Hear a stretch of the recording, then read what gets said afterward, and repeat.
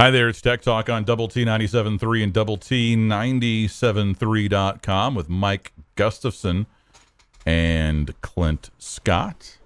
No, Clint is gone. Sorry, I spaced there. He's still serving his suspension for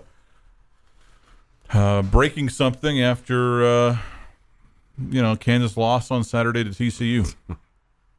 Christian has been taking care of us so far this week. He'll be out tomorrow. So this is his last day with us.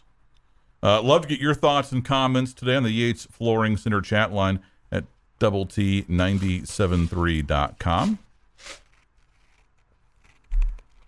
All guests appear via the Benchmark hotline. Steven has this question on the chat line. I saw that Tech basketball was picked fifth in the conference. Gus,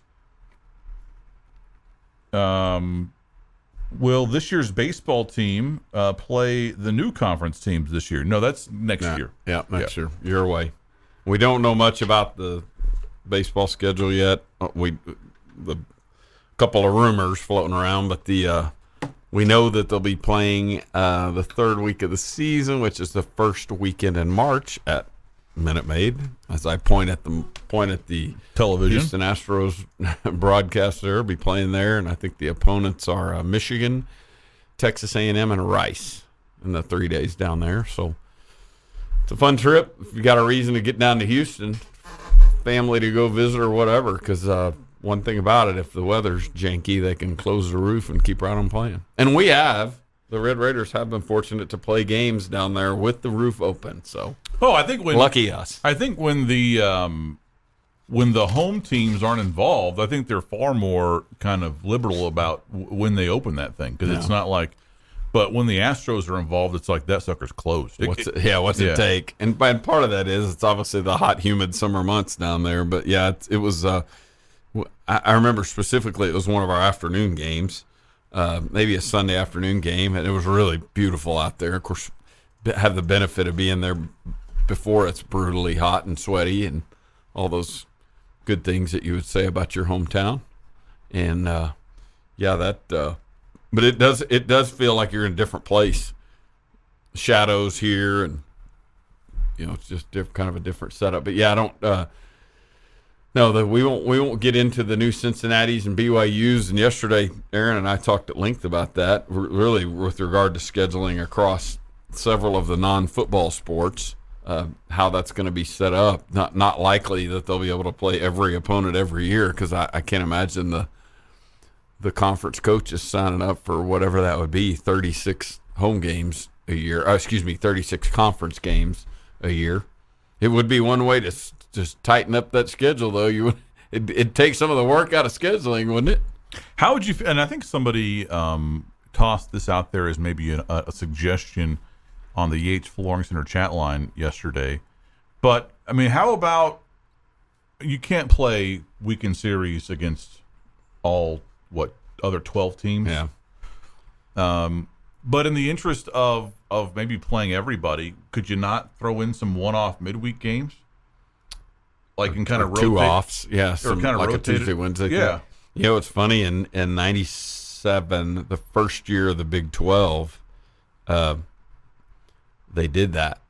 I think the way they got to, and it may have had to do with some previous scheduling commitments that some of the teams had set up. I don't know.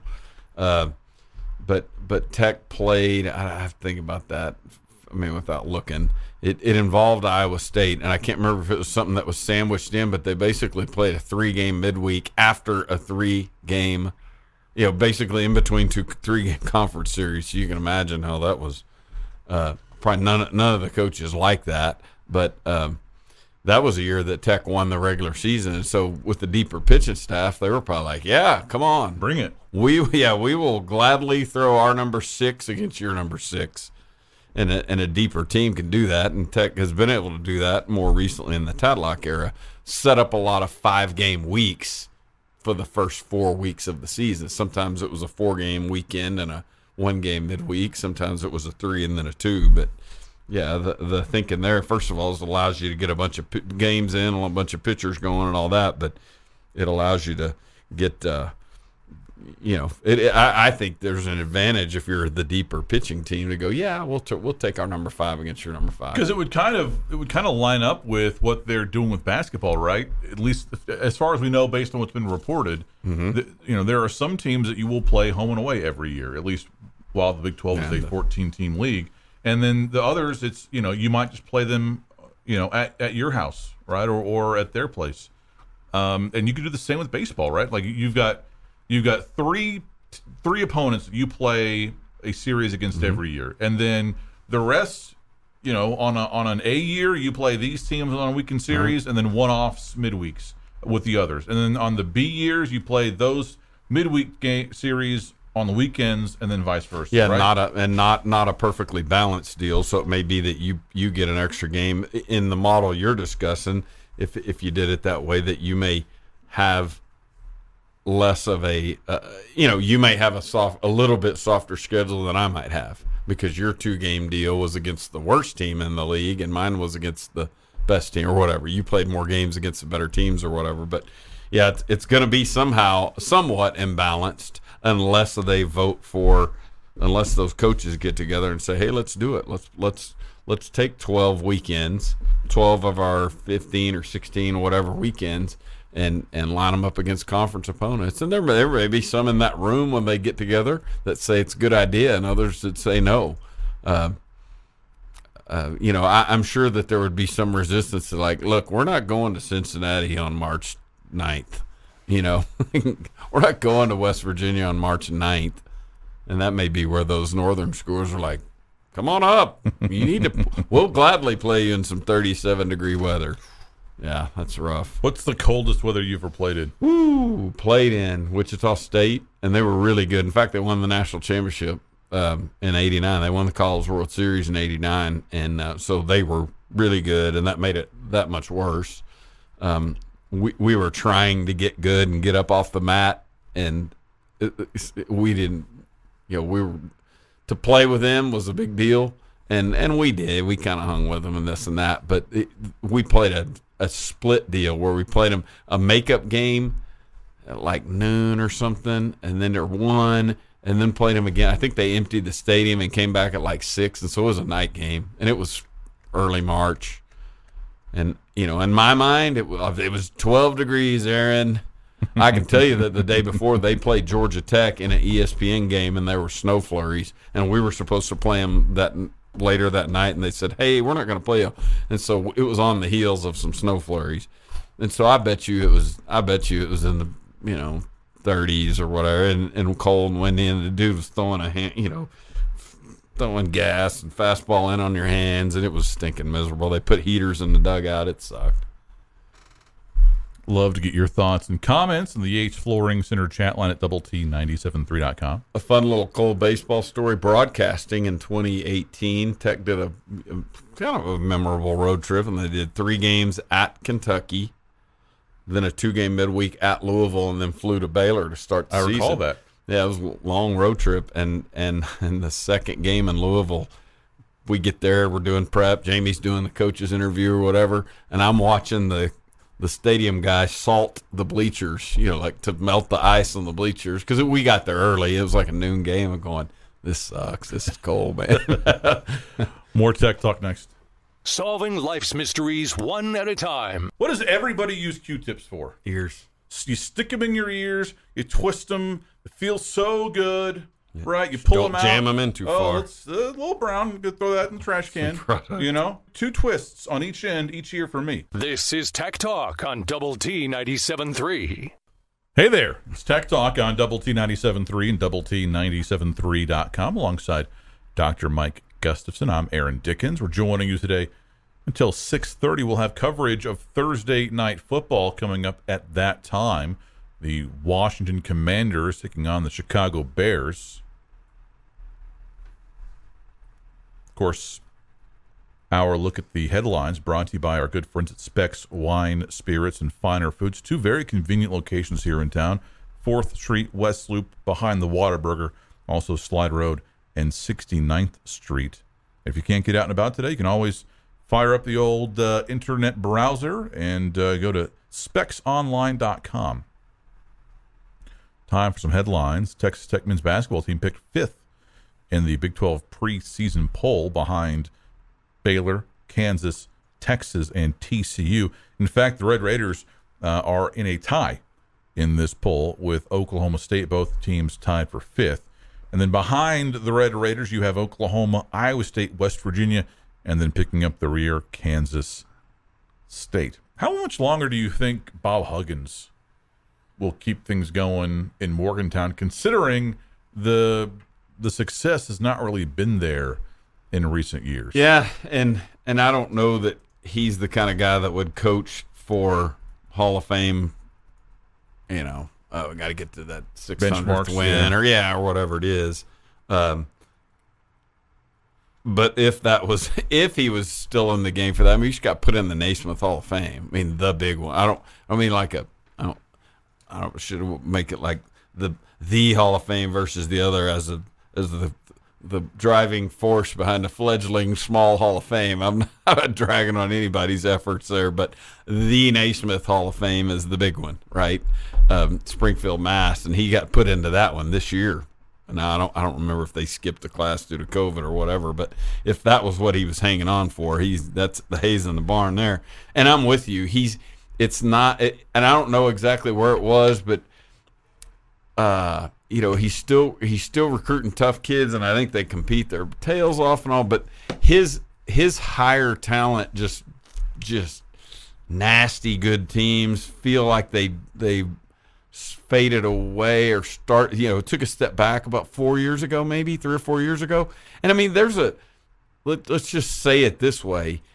There's got to be a point at which him sitting on a stool and looking like an old, it's got to be affecting recruiting, right? Because they care about winning in that sport, no doubt. And they have won in that sport. Not big, not the thing, but that's been a competitive program for a while. But if you're a kid and you look over there and you go, that's our coach, and he's sitting on a stool because his back hurts. I mean, it became a problem for Augie Garrido pushing age 80, Wayne Graham pushing age 80 at Rice and Texas. I'm not doing baseball analogies, but at some point that becomes a factor, right? And with baseball, you're less visible as the skipper because you're mostly in the dugout. Whereas basketball, front and center, you see the coach pretty much every second kind of pacing the sideline there. Probably more visible than college football coaches as well, because you don't have eyes on them every play.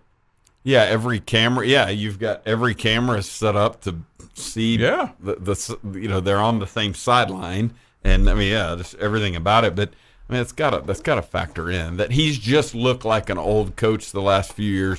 Obviously, could still coach, much in the same way that we'd say the last few years of Bobby Knight here.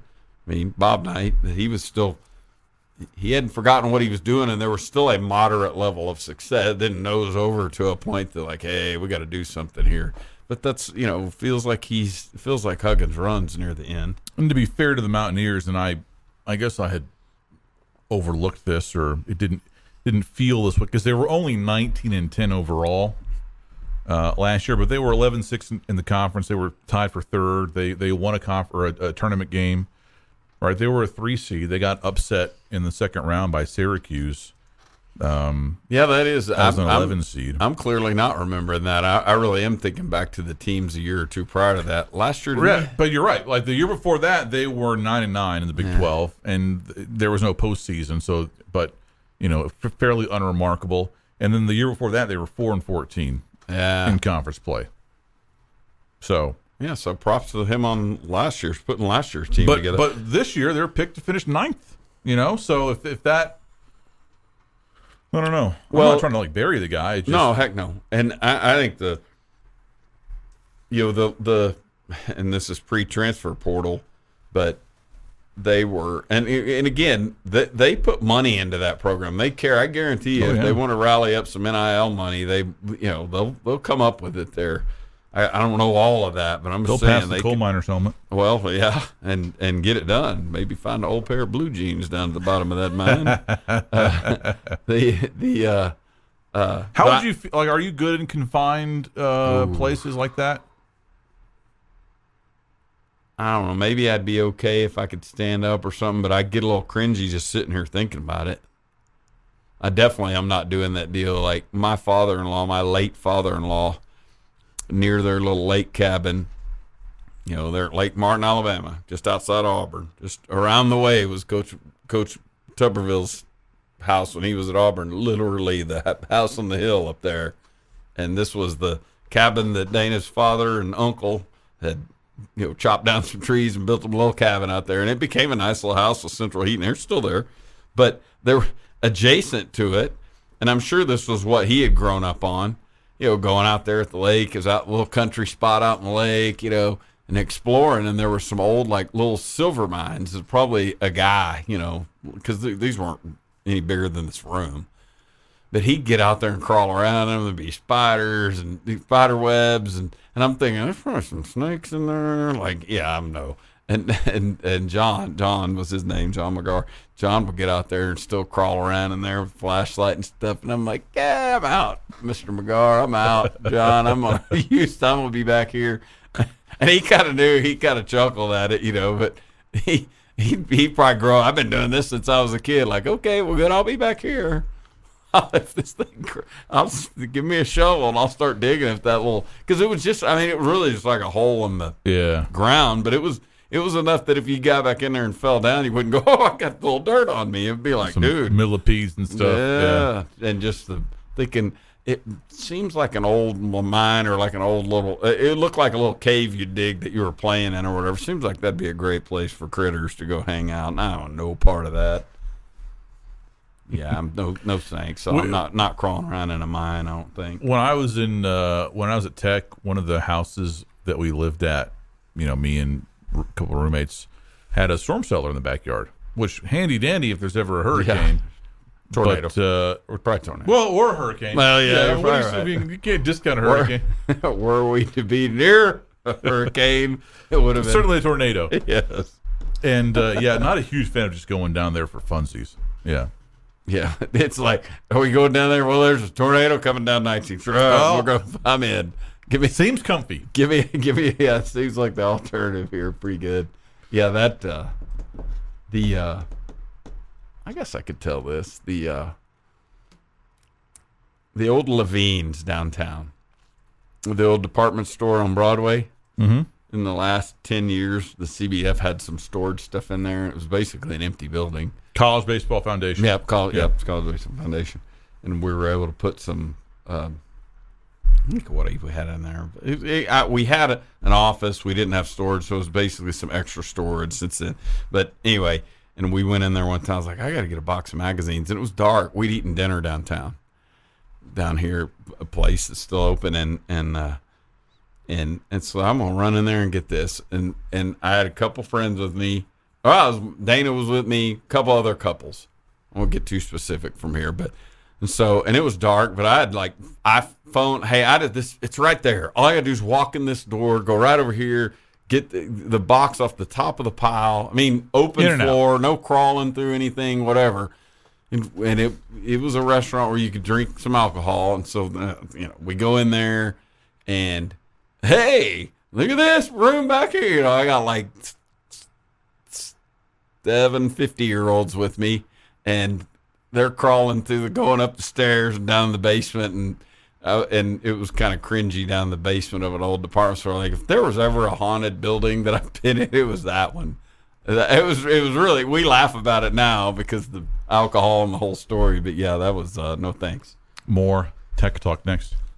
Solving life's mysteries one at a time. I guess they're okay with that. Yeah, no, there's no doubt. I wonder what they sell there at Poundland. We want to get we need some paper plates. Run over to Poundland. Hey, I want to drop you off at Poundland. Be back in 30 minutes. Yeah. This is Tech Talk on Double T 97.3. It's good. It's good.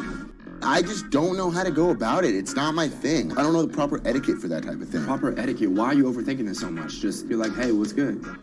What? It's good. It's good. It's good. That literally is the most moving thing I've ever heard. Tell me something good.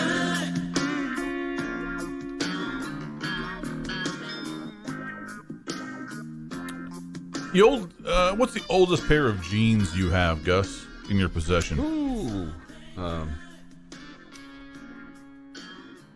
I've got there may be a 15-year-old pair in there.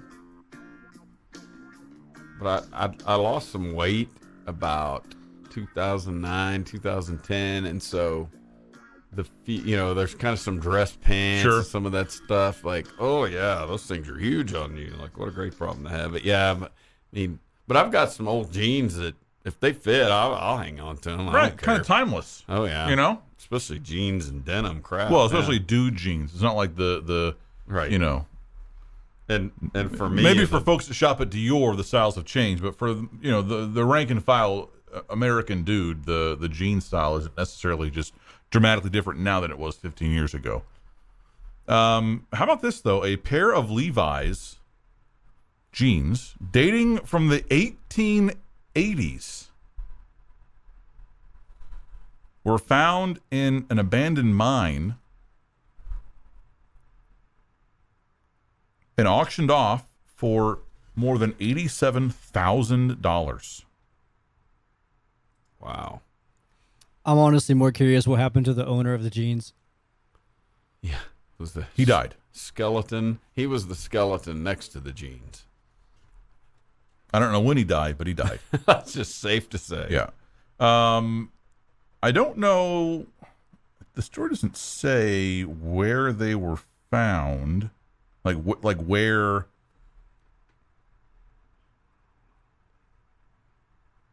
What mine or anything. But yeah, and the funny thing is, like, if you look at the pictures, they don't look really any different. I mean, obviously they're older and so they're worn, Mm-hmm. but they got some stains and stuff. But in terms of kind of the way that they were designed or would have looked as new, really no substantial difference in terms of how they look now compared to then. And that's back when those things were probably built to be, or I don't say built, but heavy denim. Probably not denim for your comfort.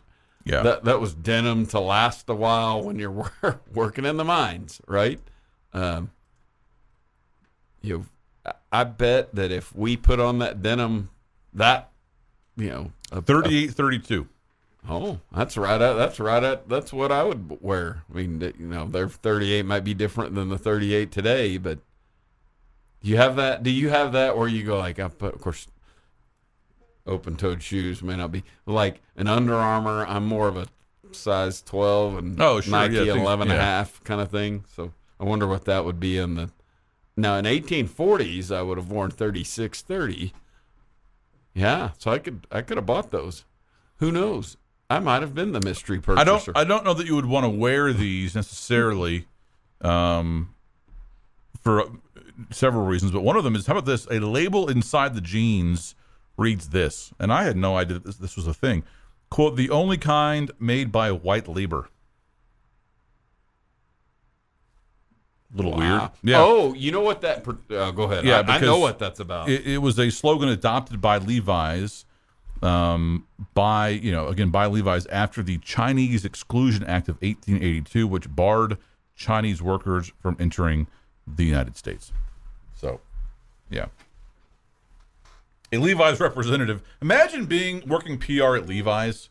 Just waking up. It's a normal Wednesday or whatever it is, and you get some kind of call from a reporter. Hey, do you care to comment about this, white labor, text on your jeans in the 1880s? Let me get my coffee first, and I'll get back to you. Here we go. Yeah, the jeans are now being kept in a safety deposit box and can be viewed by appointment. The owners who bought it at auction are hoping to sell the pants to a museum for public display. How about that? There's your jeans talk for really 2020. This on the chat line. White Libre, is that Nacho Libre's white cousin? No, White Labor. White Labor. This on the chat line. You mean the Levi's weren't still in the Dior rack and displayed as vintage? I know, right? This on the chat line probably doesn't say where they found it, so people don't go searching for more. That's probably a good guess there. The story noted that the person who discovered these genes had gone through more than 50 abandoned mines over the years trying to find more or other examples of denim. So there you go. More Tech Talk next. Solving life's mysteries one at a time. I guess they're okay with that. Yeah, no, there's no doubt. I wonder what they sell there at Poundland. We want to get some. We need some paper plates. Run over to Poundland. Hey, I want to drop you off at Poundland. Be back in 30 minutes. Yeah. This is Tech Talk on Double T 97.3. Double T 97.3 and Double T 97.3.com. With Mike Gustafson, I'm Aaron Dickens. We're joining you until 6:30. Would love to hear your thoughts and comments on the Yates Flooring Center chat line at Double T 97.3.com. All guests appear via the Benchmark hotline. So Joe McGuire is now 6 games into his tenure at Texas Tech, right? Red Raiders are 3-3. They have wins over a pair of ranked opponents, a win over Texas. No blowout losses. Some games that, all 3 losses, in fact, I would say the games were closer than the final score would make it seem. And that probably applies more for K-State and Oklahoma State than NC State, but still, even then, the score the game not as lopsided as the score would indicate. I think personally, maybe others disagree. That's fine. And so I thought it would be interesting to look back at how his immediate predecessors have done in their first 6 games, because I feel like even though 3-3 is nothing to throw a parade over, I feel like this is a pretty good 3-3. Again, let me know if you disagree, but I feel like the sense that I get is there's a general sense of optimism about this 3-3, a general sense of not contentment, but overall enthusiasm about this 3-3. Maybe it's because of how many ranked teams you've played. Maybe it's just because you beat Texas. I mean, whatever it might be, it's a good 3-3. Is that fair? Yeah, I 100% agree. And I think for both reasons you just said, I'm like, yep, thumbs up on that. And other than the opener, they've all been toe to toe. I'm gonna say slugfest, but they were hard games. It kind of goes back to our conversation, I think it was yesterday, about how we feel like the defense has been pretty good, even though statistically the numbers would tell you that they're one of the worst in the Big 12, right? Kind of the eye test thing. Well, Matt Wells in his first 6 games was also 3-3. Wins over Montana State, UTEP, and a ranked win. They beat Oklahoma State in Lubbock with a backup quarterback. Losses at Arizona. So Wells also had a loss to a Power 5 non-conference opponent on the road in his first 6 games. A loss at Oklahoma and a loss at Baylor that really should have been a victory had the officials there not been awful. 3 straight games in that stretch against ranked opponents. There was a quarterback injury early on. Obviously, Alan Bowen got dinged up against Arizona. But you were 3-3. And clearly at that point, there was a pathway to getting 6 wins. Right? You hadn't played Kansas yet. Right? There's a 4th victory. You still had games against Kansas State. You still had games against Iowa State. Obviously, Texas and Oklahoma.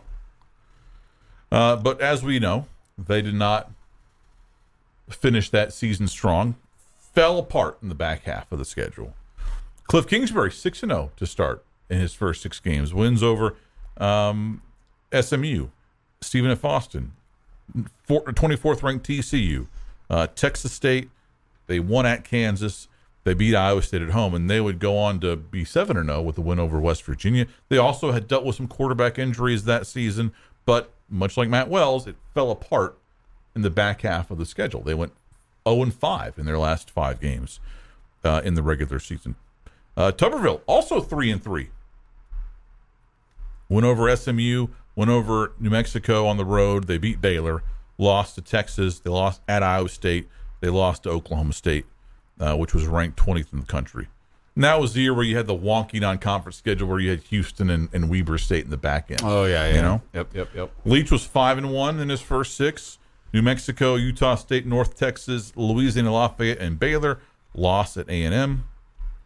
They went 2-5 in their last 7 games. Not great. Fell apart in the back half. And then Spike, 3-3 also. Wins over Colorado State, Lamar, and 15th ranked A&M. Losses to 8th ranked Florida State. That was a tough opener. 87. Yeah, so and Spike obviously coached the bowl game the year before. Yeah. So I didn't count that as his first game. This is just kind of first full season deal. Yeah, definitely first full season, yeah. And then he also lost at Baylor and to a ranked Arkansas team.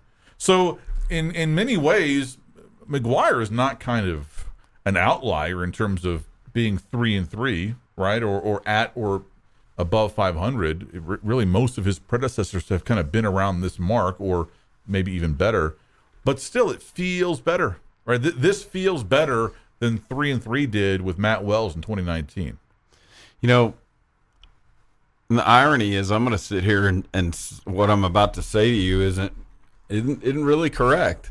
But I felt like I'll just focus on the Kingsbury and maybe even Wells era, but I'm definitely not talking about last year's team. But going back farther, it felt like during Cliff's time that we were so undermanned, especially on defense, that every year inevitably there would be the sort of DB injuries that would take place, probably because dudes were on the field all the time. And maybe they weren't really that good anyway, but they were the starters. You know, if we had a Division I DB, it was those two guys. And the injuries would just ravage that group, and you'd have dudes on the field that were.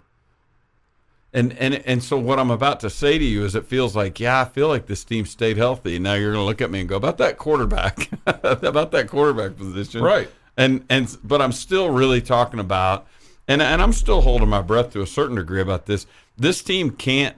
It feels like they trust at this point, and trust is my word. So I don't want to be. You like pulled the team. No, yeah. and this definitely isn't Coach Hamby saying this, who could have guys sitting in the meeting room going, "Really, you don't trust me, Coach?"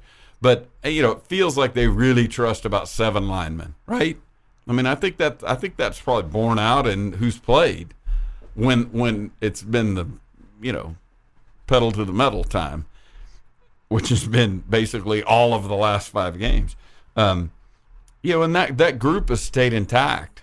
And again, another key injury is the one that kept arguably the best lineman out of the season, really, is Cole Spencer, depending on what you want to believe. But we never have had him. But I feel like the group stayed healthy, and so I'm optimistic about it in that sense, because there's, again, a couple of those position groups. I don't know that we can have a linebacker room that's ravaged by 3 injuries all at the same time. Already lost one in Ramirez, but that's why that's part of why I'm feeling like, hey, you know what? We got a shot. This open week really helps. Getting these quarterbacks healthy really helps.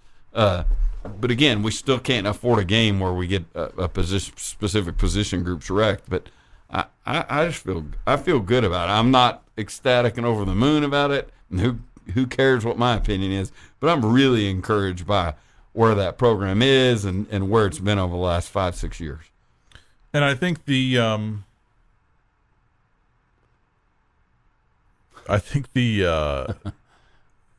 what I will be very interested in is that now and this bye week kind of comes at this perfect inflection point, whereas over the last 5 weeks, you've been playing teams that are ranked, right? You've been an underdog in most of these games, all but the Houston game, I guess. And you've had to play up just to kind of be in those games, and you have, to their credit, and that's something I think folks overlook, or it's easy to overlook either. That you just kind of assume that everyone will play hard and be super focused and kind of give their best effort, but it's a week to week sport, and that's why you can't always just assume that you're going to get peak performance from all of your players. But you've gotten a pretty steady, consistent effort, which I think is commendable and a testament to McGuire and his staff. Yep. But I think it might be easier to get that when you're playing some of these named teams, these ranked teams, these challenging teams. How will they respond, right, when you're playing an 0-2, maybe an 0-3 in the Big 12 West Virginia team next week that you're supposed to beat, right? You might be a touchdown favorite in that game. Heck, you might be a double-digit favorite. Yep, and some of what goes into that math may be what happens here in the next 3 hours. Exactly, yeah. So how they operate kind of in that situation, I'm very interested in. More Tech Talk next. Solving life's mysteries one at a time. When I go to the restroom after having a few pops in my acid-washed overalls, when I go into that restroom after about 10 beers, urinal to the floor, I'm going pants down to the ankles. Hey there, Mr. Wiener. What do you know? Do you need to tinkle? Yes, I do think so. This is Tech Talk on Double T 97.3. Hi, how are you? Good afternoon. It's Tech Talk on Double T 97.3 and Double T 97.3.com with Dr. Mike Gustafson. I'm Aaron Dickens. We're joining you today until 6:30. Would love to hear your thoughts and your comments on the Yates Flooring Center chat line at Double T 97.3.com. Look at this in the Yates Flooring Center chat line. This team has played 3 of the 4 best teams in the league to start the year and won 1. That's true. Yeah, I agree. And you know, who knows how things shake out. I think usually you can't always bet on the teams that look the best after the first 6 games ending up being the 4 best teams after 12. But you know, I don't think Oklahoma State will fall off. All right, I just can't. They may imagine lose that. the game, but but like, they're not losing. They're not going to fall out of the 4 top of their 4, last 6. Sure, but I mean, barring I don't know what they've got as a backup quarterback. That's the one position that you never know if the wrong guy gets hurt for a decent team and there's a big drop off. You could lose 3 of your last 6, but I don't know that that's them. You know, Texas. I feel like that's we got them at a good time. That's what I'll say. I really do. I'm not saying they're going to win the league or anything, but I feel like I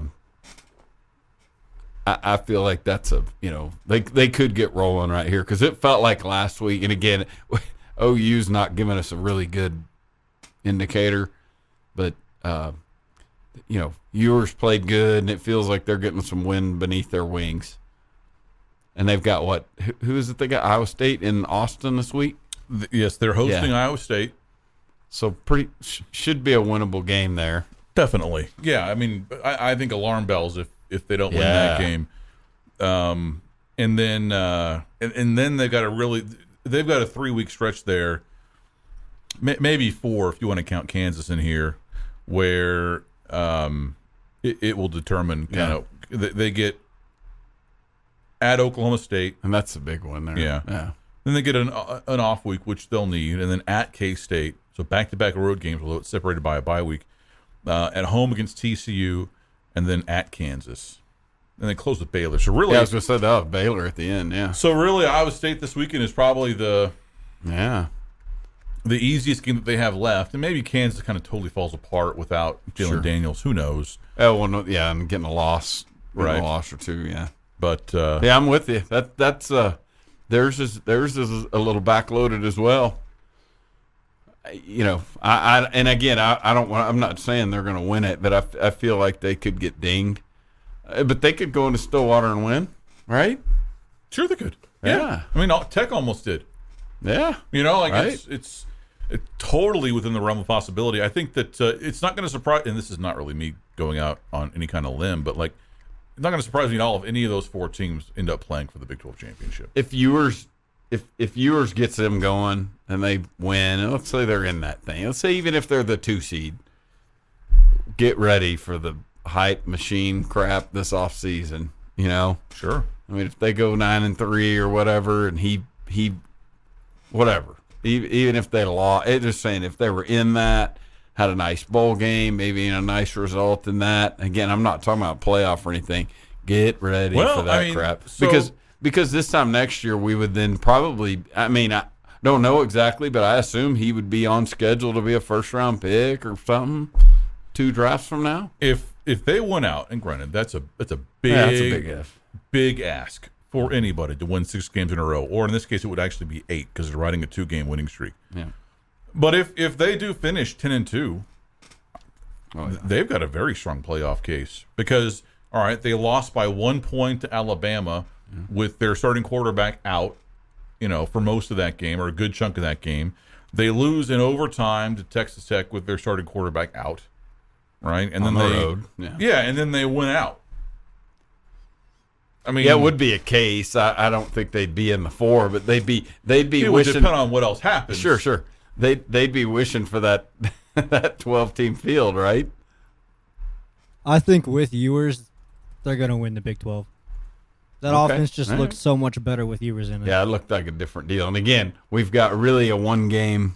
I mean, we're based, and so where were we a week ago? He and I were talking about. Am I right? A week ago that we were going. What did you get more out of the OU TCU game?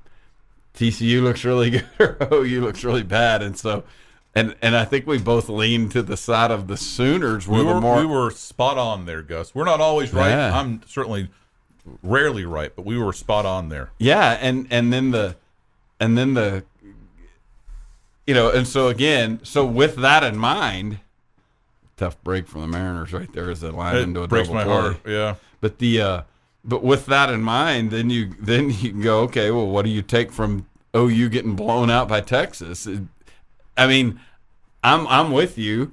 And Texas looked pretty good, but we're still talking about the team a week ago that we're going, wow, how bad is that OU club playing right now? And so that's one of the things that gives me just that much pause about Ewers right now. They go, well, they beat the team that got rolled the week before that looked historically bad. And I don't think that Ewers was just like amazing though in that game either. 22 for 31 or whatever. There's room to improve. Yeah. Because let's game. It's a bye week. Who cares? Let's game it out, right?